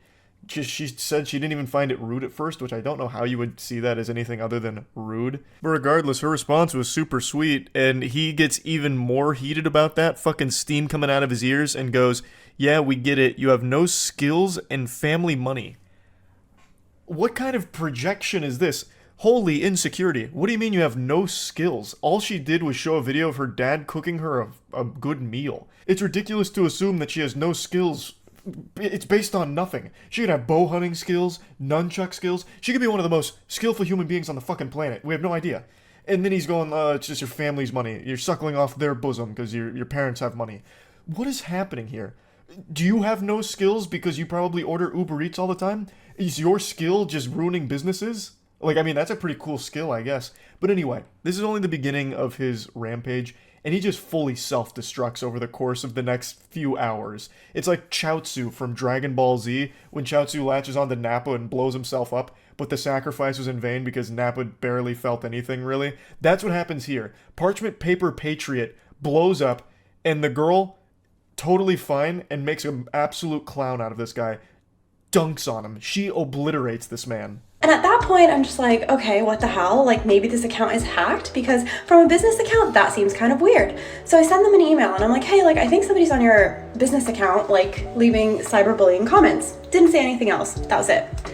And then I get an email from the CEO of... I think anybody in their right mind would assume that that business account is hacked, because what little toddler would be shitting their pants, soiling their diaper over something as simple as watching a TikTok video of a girl being cooked a meal by her father? So I think that's very sound logic. Oh, this account must be hacked. I'll let the business know. So she reaches out, and the CEO himself, Brandon Howard, steps forward, saying, I don't consider stating factual information is cyberbullying, but if you're offended over a comment about having no skill set while getting to frolic through life with family money as bullying, I'd call the cyberbully police. Delete the comment and move along. Cheers. Brandon, I think the department we need on this case is the cringe police, because Jiminy Christmas, holy cannoli. Oh, he tried a facts don't care about your feelings moment there. What facts are we talking about? Her having no skill set? You have no idea who she is. You know nothing about her. All you watched was her get cooked a meal. I'm sure your parents cooked you meals at some point, right? Maybe they don't anymore because you're probably insufferable to be around, so they probably cut you off. I imagine that's the case, which is why you're so upset over this moment. I don't see at all how this would be indicative of her just frolicking through life, coasting off of her family's money. That's a unreal leap in logic based on nothing at all. And honestly, she was like a good Samaritan here, like looking out for your business, thinking that you might have been hacked because of how awful this behavior is and how terrible of a look it is for your business. And then you double down and make things significantly worse by being this big loser. Also, I love the chutzpah here from Big Baby Brandon to claim that she was offended over his comment, when this sensitive worm was offended first over her being made a meal. This guy needs to call the wambulance because he can't stop crying about this video of a father making a meal for his daughter. Considering my parents literally grew up in mud huts, worked their ass off to get out of India, get us here, and get me to the position that I am and able to have a full-time job and a side career. Then he goes back to the page and goes, cyberbullying is even more funny, and the fact that you emailed us to tell us is actually hilarious. Enjoy frolicking through life and leave the rest up to us adults who create actual economic value without a trust. Yeah, leave the heavy lifting up to the real adults, like Brandon Howard, CEO of parchmentpaper.com. It's comical that the parchment paper guy is trying to act hard here. Like, I don't know what he expected to happen. He just looks so stupid, claiming that she's like a trust fund kid based on nothing. Literally nothing. All just gobbledygook here. All you saw was a video of her getting made a meal by her father. How could you possibly connect all of these weird dots? To me, it seems like the person who's really frolicking through life on easy mode is you, who has unlimited time in the day to respond to random people on TikTok and leave comments that just let everyone know that you're an outrageous asshole. Like, you must not be doing that well business-wise, if that's what it's boiled down to here. They did send me a legal notice. It came from info@parchmentpapers.com, and it says that they are really worried about the safety of their team, and if I don't remove the defamatory posts on TikTok, they will be taking legal action, which I don't believe it's defamatory because it's not defamatory at all. All she did was share his comments, which are public, in that email, his statements, all from his mouth. This stupid douchebag is just doing one of those desperate Hail Mary maneuvers when they have nothing else left and trying their absolute best to save a sinking ship from the holes that they themselves have poked in it. And it doesn't work, and it actually leads to him looking like even more of a clown, because she points out some pretty interesting things about this cease and desist. So yeah, like, I don't believe it's defamatory. I also don't believe you have a legal department because you signed it incorrectly. It says legal department at parchmentpapers.com. You forgot the dot. Did you forget to delete the part where it says like your contact information because you're using a template? And also, what's with the cease and desist? I thought it was CEASE. Who's doing your spell check? Good heavens, Brandon Howard did some ayahuasca and tried to send a cease and desist and lost himself somewhere in the sauce. So apparently it was signed incorrectly from legal department at parchmentpapers.com. And then here's some more information on it, I suppose, where he left in your contact information in brackets. So, as she points out, that means he's most likely using a template here. That is actually that shit on a teleprompter where it's like, wait for applause, and you say it out loud, and you're like, ugh, I made a big boo-boo, because I wasn't supposed to read that. He fucking left that in. This absolute buffoon. And the goober doesn't even know what a cease and desist is. He did seize and desist. Holy shit. I think he's the only one that works at this company. Nobody else saw this before the email got sent out. His supposed legal department okayed this. If he does have a legal department, they need to be fired right now. They need to get fired yesterday, because that is a disgrace. That is not a legal document whatsoever. Fucking your contact information in brackets, cease and desist. You couldn't have made that any worse. This legal document he tried to send over is now more worthless than the parchment paper that he's built his life upon. Another day, another email. This time you decided to fix the typos. Congratulations. And you also told me you're fixing the typos. Very interesting thing for your legal department to say. Oh, brother, this guy stinks. She is cooking him harder than the meal that her father cooked her in the first place that started all of this. I love how he proudly calls attention to fixing the typos. Like a student in class, like, excuse me, teacher, I fixed the spelling mistakes in the cursive. Fix the typos just in case you couldn't figure out we're very serious about this issue, as your direct actions to intentionally harm to us. Oh my god, the grammar is diabolical as well. And our company is not being taken lightly. We expect action to be taken within 48 hours. See attached. It's probably a picture of Brandon Howard's butthole here going spread goatsy on her. So, this is clearly, again, written by someone that is lacking a 4th grade education. Brandon, I think your first hire at parchmentpaper.com should be an English tutor for yourself here. This is bad. How you even attempt to run a business is beyond me. I guess they just let anyone into the parchment paper industry these days. But, yeah. So, Brandon again tries to strike back here, and again looks super dumb for it. But congrats on fixing the typos, idiot. But your cease and desist at the bottom, I saw that it said rocketlawyer.com. So of course I had to call them and ask them, is this a real legal document? And they said no immediately, and they said this looks like a phishing scam and you should probably not respond. Oh god, even rocketlawyer.com's shooting spitballs at Brandon now. Just saying that, no, it's definitely not real, it's probably a phishing scam, don't respond to it. Oh, what do you use the parchment paper for, Brandon? Honestly, it's almost poetic that the guy who owns a paper business can't read or write very well. I think that's poetic almost. Anyways, then you decided you're going to start using my work email, which is public, to sign me up for corn sites, for Scientology, but you forgot that those companies will actually send you the IP where the accounts were made from. And it's funny because it's pinging in California, and I'm not in California, so... But I do remember that on Trustpilot, when you had your address up, it was coming up in California. Suspicious, huh? Brandon's out here collecting L's like they're the Infinity Stones. He is greedy for that shit. He can't stop losing. And I can't stop thinking about how he signed off that legal document about, like, having 48 hours to comply or whatever. Trying to give it, like, a deadline. Like, this is the ultimatum. You've got to do it within 40 hours or else it's gonna get serious if you couldn't tell. That's just so lame. Like, I feel like he must have just watched Mission Impossible at some point. This message will self-destruct upon finishing. That kind of thing, and he tried to channel that into this document here to give like a sense of urgency, but it falls so flat. But you want attention so freaking bad because you will not stop talking about this. You are basically the only one who is still talking about this at this point. Since my initial email to you where I thought your company was hacked, I have not tried to contact you. At first, you were laughing and sipping Mai Tais on the beach, and then you were having crybaby sales because this was drawing you so much attention. So this video is only 3 days old, which is weeks after Brandon's biblical meltdown, and he's still going on about it. So this is a screenshot from his crybaby special, which, oh my god, the irony almost makes me sick.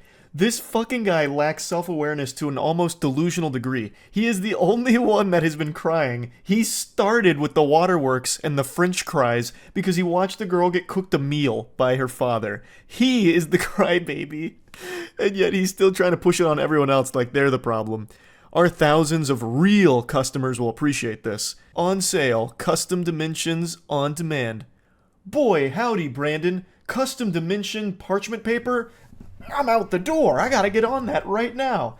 All these real customers are probably just so excited by this. Nothing makes me believe in a company quite like them referring to their customers as the real customers. I'm sure there's probably dozens of them. Dozens. Your fake legal letters were not working. You thought it would be a smart idea to reach out to my boss at the agency that I work for and ask him to remediate the situation for you. You thought you could tell my boss to tell me to delete my videos. Just because you involved your business by commenting from your business profile does not mean that you get to include my place of work. Pathetic, slimy tactics from an absolute greaseball here. So he apparently contacts her boss to try and whine to him to fix it, which obviously didn't do anything. Brandon, this is so sad. This is so embarrassing. When all of this failed, you thought it would be a great idea to send me one more email stating that you will deal with it as you see fit, whatever the hell that means. And then you decided to add this banner to your website. I'm sure you think that this is when it gets so spicy. We do not support woke, feminist, cancel culture, hate mob groups who do nothing positive in our community. On his official parchmentpaper.com website, this guy has lost his marbles. He's off his gourd right now. He's going sicko mode. Brother, what are you even talking about? All she did was showcase your comments and made fun of you. What is the woke feminist cancel culture movement here? You made yourself look stupid and people clowned on you for it, rightfully so. You are the problem. And also, didn't you just try one of those cancel culture maneuvers by contacting her boss and her place of work to get her in trouble because of you and your beef with her? How can you lack self-awareness to this degree? It's almost criminal, I would say. It gives me the heebie-jeebies. So, he's got this now proudly posted on his website at that point. And I also love how he says that she does nothing positive for the community. When you came out of nowhere, the negative Nancy, just saying that she lives life on easy mode and has no skills and relies on her family's money, all just because she had a video of her father cooking for her. What are you talking about? What positive shit do you bring to the world, Brandon? Now, I will say, that section right there is just so outlandish with the woke feminist cancel culture mob being on the paper's website.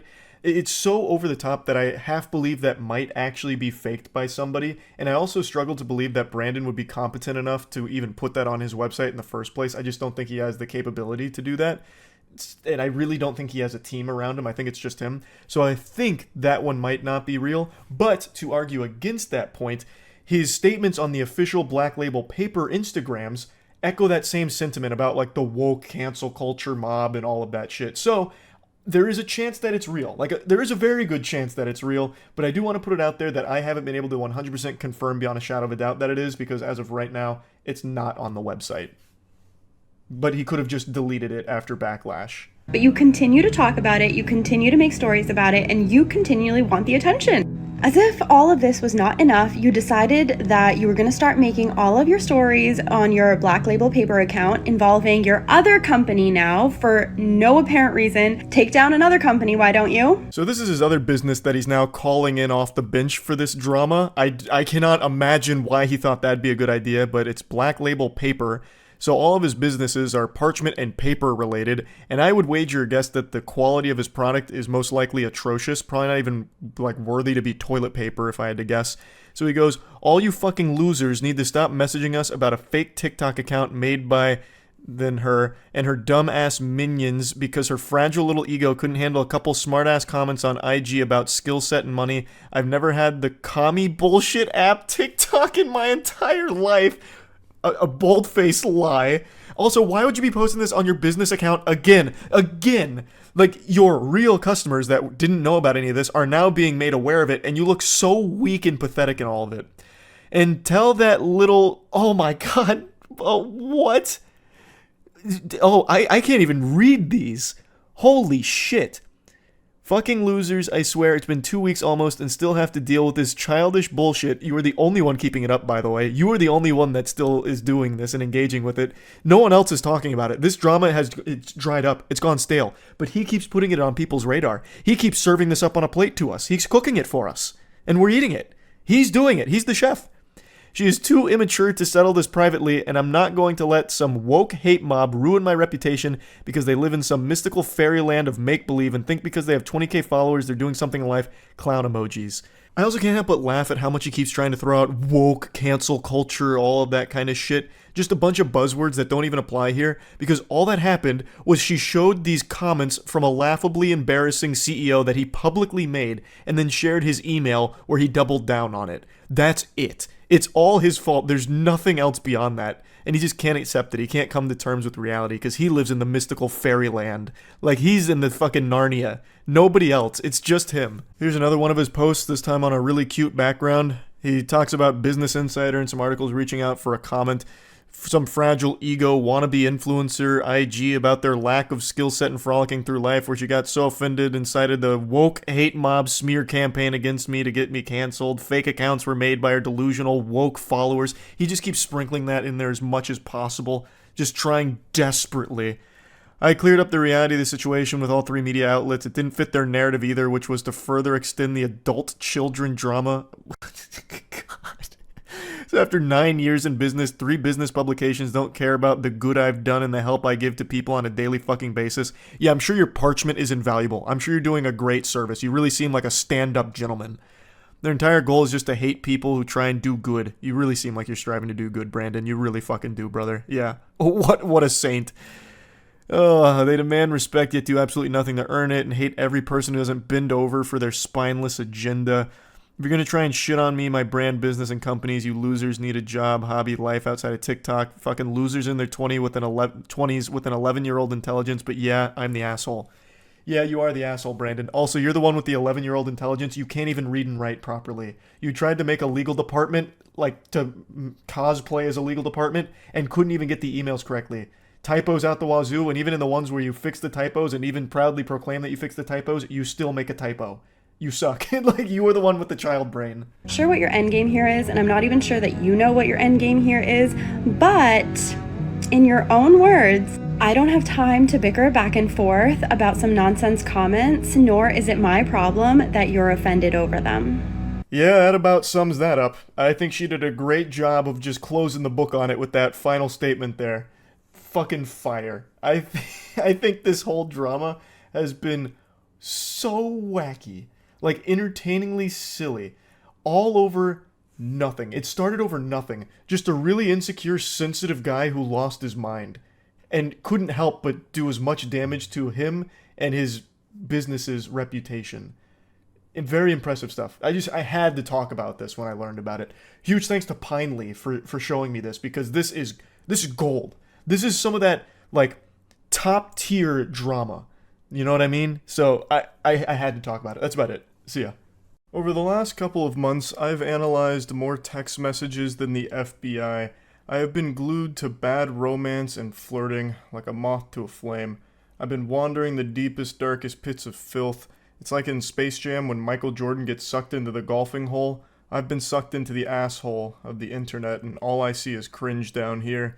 But today, there's a new ingredient being added to this concoction. The recipe had a chemical X. Crime. This got posted to Reddit earlier today, and a lot of people sent it my way, and it actually reminded me of a real criminal case that happened back in 2022, and I actually found the case again through the comment section of this post, because I couldn't quite recall all the particulars of it, but there is a lot of similarities shared between that criminal case in 2022 and these text messages that this individual is showcasing here. So it starts with this girl's coworker messaging her out of the blue saying, "Hey." He receives crickets, no response, silence. And you know what they say, if at first you don't succeed, try being weirder. So he comes back around within 3 hours saying, "Hello? Is this blank?" She says, "Who is this?" And he goes, It's me," with a smiley face. "I just wanted to text you and see how things were." "Oh, things are going alright, I suppose. Not to come off as rude, but how did you get my number, dude? I mean, I don't mind you texting me, but I've never gave it to you." And that's when he lifts up the curtain and breaks the magician's code, revealing his secret method. "I just grabbed it off the contact sheet in the office room. Hope that's alright." To which she says nothing in response, because that is fucking creepy. She never gave him her number. He just went out of his way to find it from their workplace. Yucky. But he comes back around saying, "How's it going?" And he just keeps going, throwing questions at the wind here, hoping to receive even the slightest semblance of life on the other side, not realizing that he has already scared her by snooping around tracking down her phone number without ever getting it from her directly. So it's already super creepy to do that. So he says, "How was your New Year's?" No response. 2 days later. "Sorry to keep texting, but what are you up to today? If you're free later, I'd love to go out." I will never understand that kind of shit right there. How can you be so deluded and lost in your own little fantasy land Narnia that you think there's even an iota of a chance that she agrees to go out with you when she has ignored your messages for 4 fucking days? Like, what is the thought process? Scratching at his chin. Maybe she's playing hard to get. Perhaps she's just been truly swamped and has been really wanting to reply to me, but just might be a bit shy and doesn't know how. I know. I'll go ahead and invite her out with me. That should make her a lot more comfortable. And he goes a bit deeper. "I know you're probably busy, but I could pick you up too, so you wouldn't have to take the bus anywhere. If you wanted to go out, that is. Sorry to keep texting, but I don't want to be out too late, so I'd appreciate a response at some point, smiley.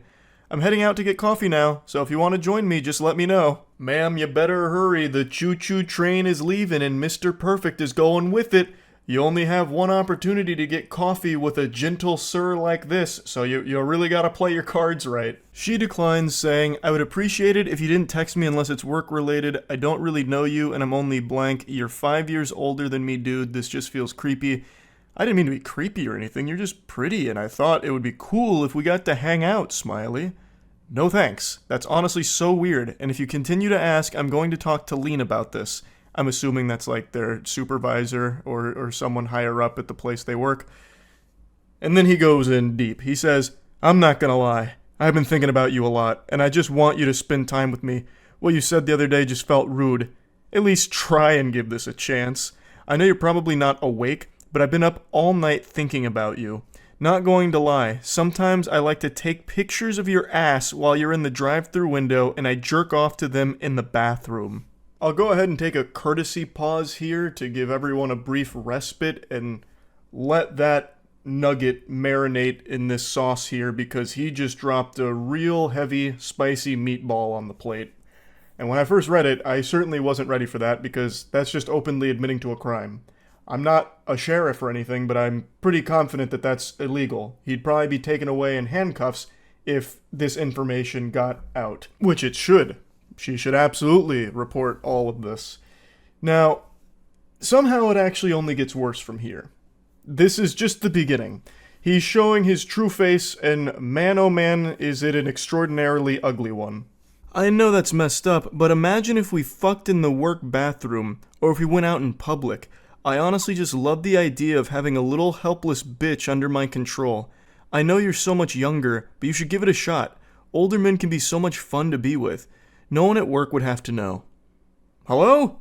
Sorry for calling, but I'm really lonely and you haven't replied to me at all. Since the text messages are going unanswered, I guess he's resorted to actually just calling her, which is also being ignored, obviously, because that's the safest thing you can do is ignore it. So I can't believe the revelation that it turns out he's lonely. Who would have seen that coming? With smooth talking like this dude's got all the game in the world. This man's a fucking apex predator, a grizzly bear, a champion of Riz here. I can't believe that he, of all people, would somehow be lonely. What a curveball. He then tries to brush all that under the rug, trying to apologize for it. Sorry about last night. I got carried away. I know you're probably not even reading these, but I hope you have a good day, Smiley. I'll be thinking of you. I really don't see an issue. It's not like a romantic date or anything. It would just be getting coffee and food. And if you were in the mood, we could always go to my place to watch a movie. I know it sounds creepy, but why not just get out and enjoy the day together? What in the hell is even that? What are you talking about? It's not like a romantic thing or anything. You were just talking about fucking in the workplace bathroom. And then you were talking about having a helpless bitch under your control. What do you mean it's just coffee? You're already showing how extraordinarily creepy and perverse you are. What are you yapping about? He's blabbermouthing about a bunch of hooey. And that's when she finally does respond to all this and says, Alright man, I'm probably going to report you to the police. You know damn well that I'm underage and you're texting me in the middle of the night like that. Fuck off. And then he drops her address and says, if you continue to ignore me, I'll just make it so you can't. If you tell anyone, I'll make this even worse for you. So it turns out she's underage, and he was well aware of that fact. And he also would have been even more aware of that fact, considering he snooped through the confidential workplace documents to find her address and her phone number. So it would have been abundantly clear that she is underage, and he didn't care. He still went for this full throttle. So he's also a pedophile on top of all of this. Now, he concludes their conversation by dropping her address to obviously try and scare her, letting her know that he knows where she lives and he can always pay her a visit. And a lot of people in the comments, and I think a lot of people in general, would assume that that's just supposed to be like some kind of scare tactic to get her to not say anything. Not necessarily that he's going over there right this instant to do something, but that is still a legitimate threat, and I imagine an actionable threat that the authorities can use. This is one of those situations that really shouldn't be taken lightly, and it seems like it isn't. It seems like she's taken the proper measures here, like contacting authorities or contacting workplace staff and all that, which is what she should be doing, because this is just legitimately dangerous. I mentioned at the start that it reminded me of a case from 2022, where a man killed his 17-year-old coworker because he had a huge crush on her, and since he couldn't have her, nobody could. Her name was Riley Whitelaw, and she was murdered at her place of work by this individual. He recently got sentenced in October of 2023 for the murder, and it is just horrifying. Now, Riley had previously made a complaint to the employment about how uncomfortable he made her with, like, the advances that he would make on her and all of that, and even asked to, like, have her schedule changed so they wouldn't have to work together. And despite all of that, they still worked together. The place of employment did not change her schedule around to get her away from him or anything like that. They continued to work together despite all of her complaints until it eventually culminated with him killing her. It's a tragic story. Fucking horrifying. And it reminds me of the text messages we just read right there, where a coworker becomes infatuated with someone and then eventually does something disgusting like that. So reading through these text messages, it is a concerning individual in a scary situation. And it's something I think about from time to time about how awful it must be to just be doing your job, doing nothing wrong at all, and then still ending up in a situation like this. This girl never made any advances toward this guy. She never even gave him her number or anything at all. And yet somehow he still became obsessed with her and then stalked her company documents to find her phone number and her address and all of that. It's just so awful. She's literally just doing her job and then gets put in a situation like this because of this absolute lunatic.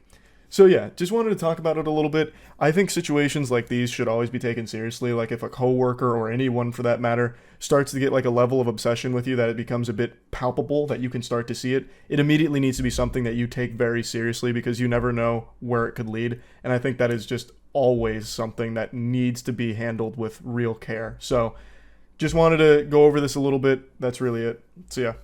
Nobody likes a cheater. Whether it's video games, sports, or relationships, it's one of those universally hated things by everyone across the globe, kind of like cockroaches. And in 2015, it was the worst recorded year in history to be a cheater, because that was the year of the infamous Ashley Madison data breach. Ashley Madison is a website that's used for facilitating cheating. Its slogan is "Life is short, have an affair," so it was mainly for married individuals to find people to cheat on their spouse with.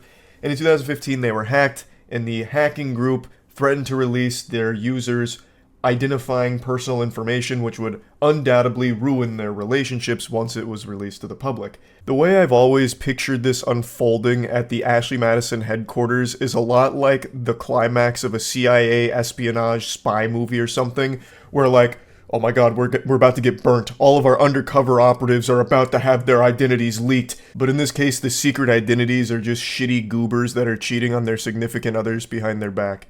Now, Ashley Madison did survive this. The users came flocking back, probably because they had nowhere else to go since their relationships burned to the ground under their own hand and their own sins. And that brings us to today. Ashley Madison plays a central role in the story I want to cover. This is an exchange between a 26-year-old woman and her 28-year-old boyfriend, and she just found out that he had an Ashley Madison account 6 months ago, and this is her confronting him with that cold, hard fact. So she sends a screenshot of Ashley Madison, to which he responds, "Huh?" Like a cartoon character. Like in my head, the way he said that is like Tim the Toolman Taylor out of Home Improvement. "Huh?" And then she just goes, "Nice." And then his response is 2 laughing crying emojis, "What's up?" He uses the laughing crying emojis a lot during this conversation. It must be not only his favorite emoji, but his favorite thing in the world. He can't stop laughing and crying here. He's like the fucking Joker or something, I guess. Because every single thing he says throughout here uses those emojis pretty much. It is so fucking annoying. Just an absolute insufferable douchebag. So she says, "You tell me," and he goes, "Tell you what?" He's trying to play dumb like he has no idea what's going on. Ashley who? Like, he's acting like he's been hit by the orb of confusion out of SpongeBob. It's fucking ridiculous. She clearly knows what you've done. Like, I don't know why he's even trying this angle. Like, he's too stupid to process what's going on. You've lost your mind, babe. What is all this about, huh? What's all this commotion, this mumbo jumbo? She clearly knows. It's fucking annoying reading this guy's text messages. Like, It reminds me of when I played that AI interrogation detective game where you just get nowhere when talking to the AI because it's not quite sophisticated enough, so you get locked in an endless loop. She is speaking to a brick wall of stupid. And then she just goes, or don't, I don't care, I'm done. And his response to it is just truly unhinged. So he goes LMAO, because you know he can't stop laughing about it. He is cracking up right now, slapping his knee. This is the best comedy he's ever seen in his life. What are you going on about? Period got you tripping? That is fucking wild. So he's trying to like gaslight her or make her feel like she's insane for even thinking Ashley Madison had anything to do with him in any way. He's trying so hard to try and like push this on her like, oh wow, did you forget to take your normal pills today, babe? Oh goodness gracious. Here, let me go get your prescription here so you can come back to reality instead of whatever fantasy you're in here about Ashley Madison. I don't know what that is. Like, this is what's happening here? What's going on? Your period come up or something? You're delusional. So she replies no, and then he goes, and then are you going to explain what you sent me? What do you mean? You clearly know what she sent you. Fuck, it's so frustrating just reading this guy's texts. So she goes, there's really nothing for me to explain. You're the one playing dumb. Immediately calling his bluff on this, he is legitimately just playing the dumbest man on the planet right now. And he continues to double down on it. Playing dumb about what? I'm confused. And then she goes, you're not confused, lol, and then drops his username, I think, and I can only make out the last part of it, but there's a 10 in there. I'm guessing because every other variation of his favorite Xbox gamer tag was taken, so he had to throw on some numbers at the end. So not only was he at least trying to cheat on his girlfriend, he was doing it under the screen name that a 12-year-old would use in World of Warcraft. That's so fucking cringe, Jesus. And then he goes, laughing, crying emoji. Wasn't that one of those websites you tried to join when you were looking for a sugar daddy? And I said, fine, I'm gonna look for a sugar mama then. Laughing, crying emoji. Now, that little tidbit of lore is never addressed in the text messages again because he double texted her right after that. So, the original poster expanded on it in the comments. Apparently, this was a joke the two of them made a while ago about her looking for a sugar daddy and him looking for a sugar mama. But she allegedly never did anything with that, and she assumed he also didn't do anything with that because it was just a joke they shared, and this seems like a desperate attempt from him to try and weasel out some kind of explanation for why he'd be on Ashley Madison and tried to tie it into that. I didn't do anything wrong, asshole, LMAO. I most definitely wouldn't need a website to meet girls. This guy's such a giga-chad pussy slayer, he doesn't need technology to meet women. Fuck, he could just go outside right now and get drowned in sodden panties that would be tossed to him the second he opened his door. Obviously. So then she says, no, it wasn't, and you still did, and paid for it too. And then he hits her with another laughing, crying emoji. I don't think I ever had a conversation with anyone on there. It's full of bots. Definitely never met with anyone. How would you know it's full of bots if you didn't try and converse with people on there? You played yourself. You immediately just fucking showed your whole hand. You absolutely must have used the service to know that it's full of bots.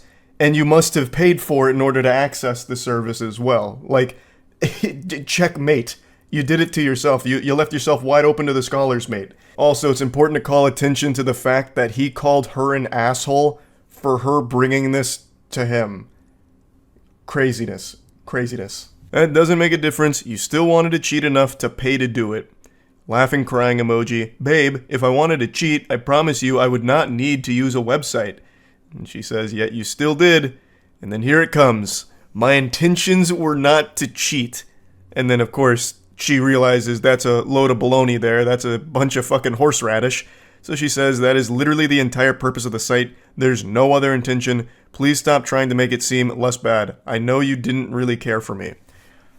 There is no other intention you can have on Ashley Madison besides trying to fuck somebody else. Like, what were you on there for?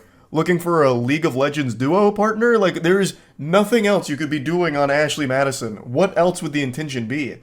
You needed someone to grade your poetry or something? Like, there is nothing else. And he knows that it's an impossible angle that he's trying to play here because he doesn't even bother trying to expand on it. No, listen, darling, my intentions weren't to cheat. In fact, they were actually quite noble, and here's why. Like, he didn't even bother. He's just like, hey, I wasn't there to cheat. Just take my word for it. So he finishes it off by saying, doesn't mean that was my intentions though, but LMAO, babe. I definitely care about you, jackass. Like, he's trying to be like somewhat playful about it and try and like minimize the severity of what he's done or attempted to do. He's just like, LMAO, babe. You jackass. You silly salamander. Oh my goodness. Pumpkin pie. Come on. You know I care about you. I was just thinking about how I missed you earlier before you called. I couldn't cheat on you, honey. I was actually just thinking about you right before you called. Like, I was actually thinking about you. How could I possibly have cheated on you if I just thought of you, right? Like, come on, you're being ridiculous. Calm down, come on. It's not a big deal. A super innovative and interesting strategy from him that did not pan out well at all. This is where the relationship ended. Cheating will usually put the kibosh on a relationship, as well it should. So yeah, I just wanted to kind of share this story with all of you here. That's about it. So yeah. Now, I've seen a lot of people say that I look and sound like a Redditor, which is one of the most insulting things you can ever say about another human being. But what if I force-fed you a hard truth? What if I told you, I don't really use Reddit? My narwhal doesn't bacon at midnight. I'll occasionally go on there just to see if there's any breaking news that I might be unaware of, but it's very infrequent. And I never, go into the swamp of a comment section on the platform. Until today. I don't know what possessed me to do this. It must have been some kind of divine moment that just grabbed me by the shoulders and possessed me, told me that I needed to read some comments today, and I am so thankful I did. I stumbled upon true beauty with an argument that could only ever happen on Reddit, that perfectly encapsulates the quintessential Reddit user. In this moment, I am euphoric. Thanks to finding this fucking angry Redditor and everyone who engaged with him on this day. It started in the most unsuspecting location, but then again, that's where all good fairy tales begin. In the place you least expect them.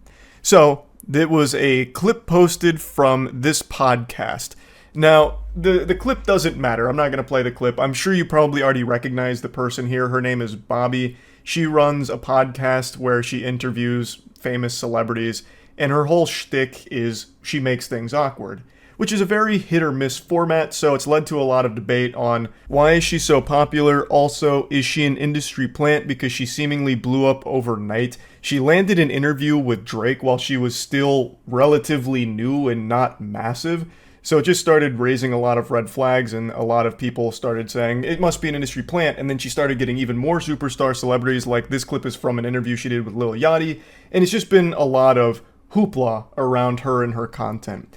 The only reason I'm even giving you this lore dump is because it is necessary to put into context what started this argument. And it's the entire reason I went into the comment section, really, of this video. You see, Bobby's content is very polarizing. On TikTok, people love Bobby. They're cheering her on, pumping their fist. Go, Bobby! Let's get it! Fuck yeah! And then on Twitter, it's boo! Oh, brother, she stinks. Get out of town. Scram. This is garbage. So two very different responses to her content on two different platforms, but I've never really seen Reddit's opinion on it. I've never seen them weigh in, and curiosity got the best of me. I marched into Mordor, went to the comments in order to get an answer to the question, and most of the comments were pretty negative towards the interview. But there was one comment that spawned a whole series of dominoes to fall. So let's begin our journey. I'm going to blank out their name here. I don't want anyone to go harass anyone involved in this situation. So this individual comes forth and says, what grown man sits down and watches this bullshit, then have the nerves to repost this garbage to Reddit? Now this comment received a lot of love, over 400 upvotes, which is nothing to scoff at. That's a lot of high quality karma. Unfortunately, no Reddit Gold, Reddit Platinum, or Reddit Silver was gifted to it, so we weren't blessed with the edit thanks for the gold, stranger, or anything like that, but still, the community responded very positively to this comment, and most of the comment section here echoed the same sentiment that they didn't really understand the appeal of the clip. Now, all of this doesn't matter. You can wipe your ass with all of this now, because going forward, this comment spiraled into something that had nothing to do with the original post anymore, and it went fucking insano style. Now we're introduced to our primary antagonist of Season 1. So, from out of nowhere, our main character gets challenged. Someone steps in and says, "Lol, you're on the Hot Wheels sub, dude. Weird to take shots at what grown men should be into when your interests include Hot Wheels. Different people like different things. Leave it be." So he goes into the post history of this individual and notices that they are a frequent poster on the Hot Wheels subreddit, and he's using it to take some shots at him to try and showcase, like, hey man, you say grown men shouldn't be into that, but I could also say grown men shouldn't be into Hot Wheels. You see how that works? And he's not wrong. He's coming for the throat here. You could absolutely say the same thing. What grown men would be so into Hot Wheels that they'd go on to Reddit and talk about it all the time? I personally have no problem with that at all, and I don't think this poster does either. He's just using it to make a point. I think whatever hobby you're into, whatever you collect, I think it's great. I think that shit slaps. Having something that you're passionate about that you would collect it, I think is a cool thing. I mean, I have fucking cards framed on my wall from Yu-Gi-Oh! And Pokemon, right? Like, I get it. But this really struck a nerve with this guy. He responded by saying, "Grown man liking cars? Who would have thought? I see you ignored all the other subs. Maybe I should waste my time on rap and movie subs like all the other low IQ Redditors across the pond." And if you're an astute observer, you'll notice that he's no longer enjoying the luxury of some updoots. The subreddit has turned against him, thrown him to the wolves. He is now being flooded with downvotes. And a downvote is a fate worse than death to a Redditor. It's kryptonite to Superman.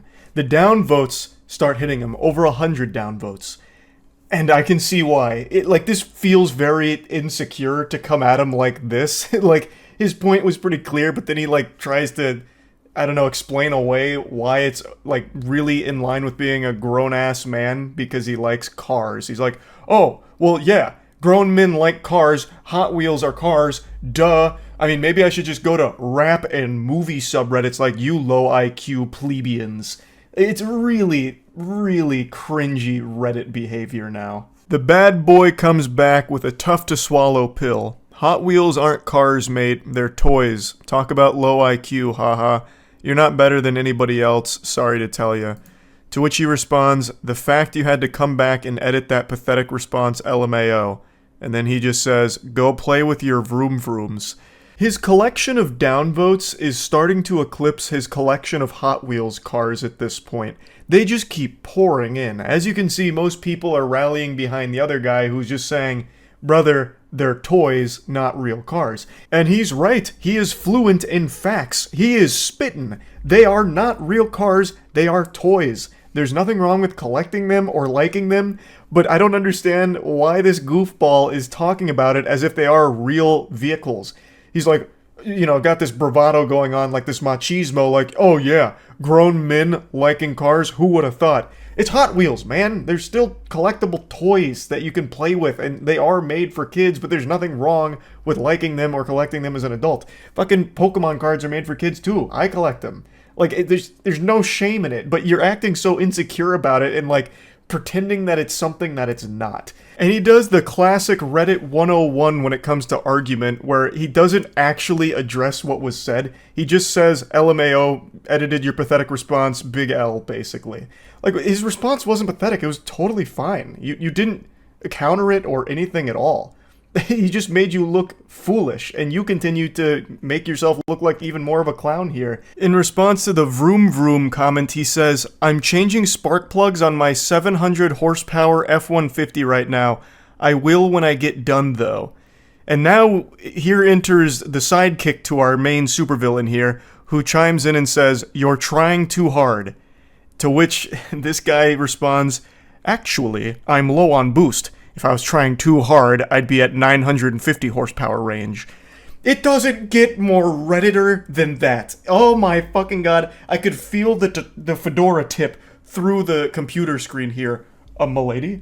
my horsepower is quite low, actually. It's just, shit, it hurts to read. It really does.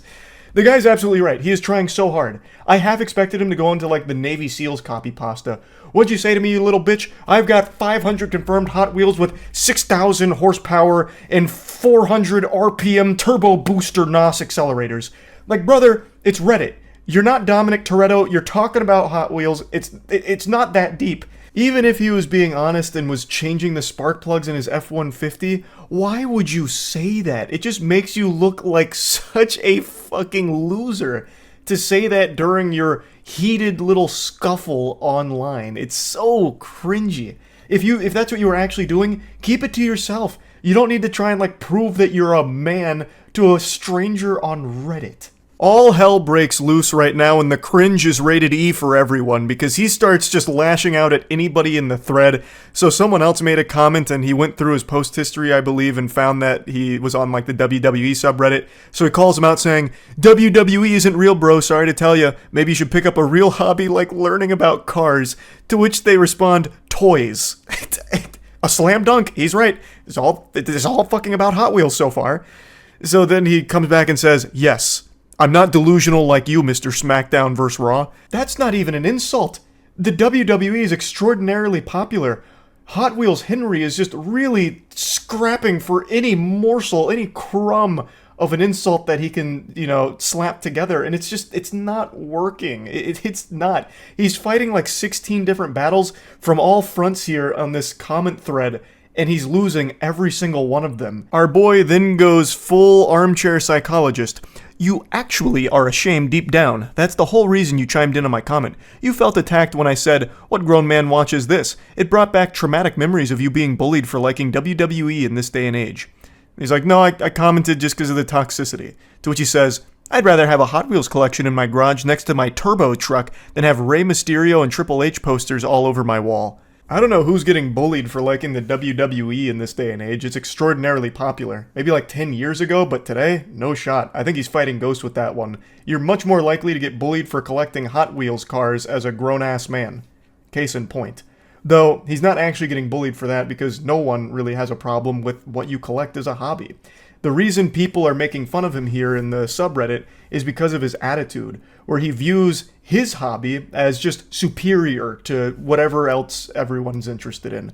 Oh, you see, no, I actually collect Hot Wheels cars, like a real grown, grizzled, strong, big-muscled man, not this lame garbage. Like, it just sounds like pinky up, high off your own fumes, sniffing your own farts kind of garbage where you view yourself as superior than others just because you think your interests are better. So you're just shitting on everyone else who called it out. Like, no one cares if you collect Hot Wheels cars in your garage and it's right next to your fucking Optimus Prime truck. Yeehaw, that's great. You're just being an asshole about it, which is why people are just making fun of you in the subreddit. His rampage continues, and this time he's pissing on sacred, hallowed ground. He insults RuneScape. He says, you drive a stock car and play RuneScape, I know you're drowning in pussy. He's saying it sarcastically. So he checked the comment history of this guy, saw that he played RuneScape, and he's using it to attack him. Which is a wild one. Like, yeah, RuneScape's got some, less than stellar things about it, but there's nothing wrong with RuneScape at all. It's still an extremely popular MMO that is well loved to this day. And the guy's like, I don't understand how a dude who plays with toy cars thinks he's above people on movie and rap subreddits and people who play RuneScape. We're all on the same site getting in our respective nerdy communities. What makes toy cars better than talking about media or playing a game? Which is fair. I mean, that makes a lot of sense. And then he just goes, you don't understand because you can't even turn a wrench on your own car. Of course, a mechanic is going to be into Hot Wheels considering he works around cars all day. Do you need me to further break it down for you to understand? Oh, just that aura of insecure loser is very potent. It's like in Bleach when they first meet Kenpachi and his spiritual pressure is so strong that it just glues people to the ground, they can't even stand up. That's what his loser aura is doing to me right now. It's rough. Why do you feel the need to defend your hobby when no one's actually attacking that? They're attacking your behavior, where you think what you do is better than everyone else and can't understand that different people are going to like different things and there's nothing wrong with that. That's the only thing people are picking apart. That's what started this whole thing. You were saying, who watches this garbage? What grown man would do this? And one other guy was like, hey, you're a grown man who plays with Hot Wheels. You understand? Like, different people like different things. It could have been so easy to just meet in the middle, shake hands, and be like, oh, okay, I get it. Yeah, this wasn't for me. Just like Hot Wheels collecting, maybe not for you. But he just refuses to accept that reality. Instead, he's just going, no, you don't understand because you can't turn a wrench in your own car. He just keeps diving in on things other people like. Do you just really call RuneScape a fun multiplayer game? Responding to someone saying that it was a fun game, there's nothing wrong with it. You're not playing COD, dude. You're playing a game that's synonymous with virgin weirdos like yourself. Deaf embarrassing. He's just trying way too hard. I can feel the tears in his eyes as he types these comebacks. Now, up until this point, I had a big smile on my face reading these for the first time, but when I read his next response here, I let out an audible gasp. So the guy, once again, is still going in about RuneScape, like, it's just an MMO, whatever, you're being a judgmental prick, and can't handle it when people roast you back. So you start combing through comment histories, massive Redditor mindset. And his response is, I can definitely handle it, LMAO. I just shit on 10 different no-lifes, including you, that wanted to be relevant. There's multiple comments saying who watches this, but of course you want to reply to mine for the free clout and upvotes from the fem girls. I don't even know what fantasy land this guy's in. He just went into Narnia, and he's not coming back, I guess. We've lost him for good in delusion. Farming the free clout from a Reddit comment section? What clout? And where did the fem girls come from? And I don't understand. There's so many layers to this onion, I don't even know where to begin with picking it apart. So, first of all, he can't handle anyone roasting him back. He has showcased that very beautifully. He's had a full-blown conniption over this. He did not shit on 10 different people. He just made a fool of himself in response to 10 different people. And he says that they just wanted to be relevant. So I'm guessing this guy has a huge ego, and he thinks that he's some kind of Reddit power user, perhaps? Like, his karma speaks for itself, right? Like, this is a big guy. And you guys are only responding to him because they're trying to suckle some clout from his teats, his big, ample bosom of relevancy. It's wild. It's so wild to me. So I went to his account because I did a double take. Is this like a big Reddit user? No, he's not. Like, I don't know what like the highest upper echelon of Reddit karma farming is, like the biggest karma accounts, but his is not very high. Like, I don't know where this is coming from. But even if it was, if he's the #1 Reddit poster, there is no such thing as Reddit clout for commenters. That doesn't exist. Like, Reddit is the only social media platform where if you're extremely active, the #1 account on Reddit, it doesn't do dick for you. It does less than nothing for you. If you get Twitter famous, you can at least turn that into some kind of like sponsorship revenue or lead people to other platforms to maybe follow you. Now you can even make direct ad revenue from engagement, I guess. TikTok, obviously, you can make a whole career out of. Even Facebook, obviously, YouTube, Twitch, every other social media platform, if you are a power user of it and get like a big audience on there, you can make a whole career out of it. Reddit, if you dedicate your life to being a Reddit power user, all you do is get laughed at. That's your big reward. You get insulted for wasting your time. It is the only social media platform where you cannot make a career out of being a power user of it. So even if he was the #1 user on here, it wouldn't matter. And there's no clout that anyone would be able to get from this exchange.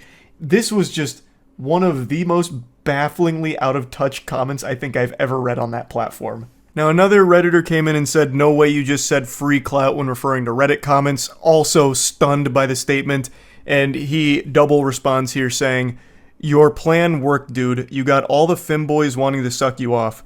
And since we're on Reddit, I'll just go ahead and do it. You use the wrong form of your, actually.